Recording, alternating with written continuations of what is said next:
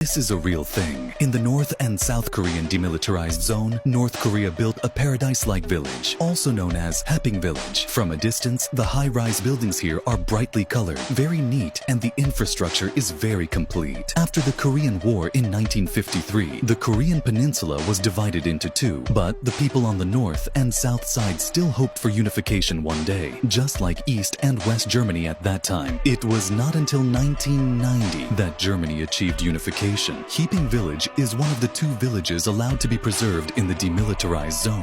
Later, the two sides formed completely different appearances. Many North Koreans defected to South Korea during this period. Because it is close to the border, it is easy for South Korea to see here, so it has slowly become a propaganda display of North Korea. Later, they began to renovate the village as a whole. North Korean officials say that there is a collective farm where people live and work in peace. 200 families lived here at that time. The village also has a kindergarten, a primary school, and a middle school, as well as a hospital. It looks like a paradise, and people are busy with their own work. The most conspicuous thing here is a 160-meter-high flagpole, which was built in the 1980s and has a main pattern on it. Until 2010, he was the tallest flagpole. It is said that it was because a large flagpole was built in the South Korean village opposite at that time, and North Korea immediately built a flagpole taller than it. At night, it becomes brightly lit and looks very prosperous and beautiful. But when someone took a telescope to look at it, they found that these buildings had no windows and no rooms inside. It was an empty building shell, which showed that people lived inside in various ways. During the day, the street would be full of busy people,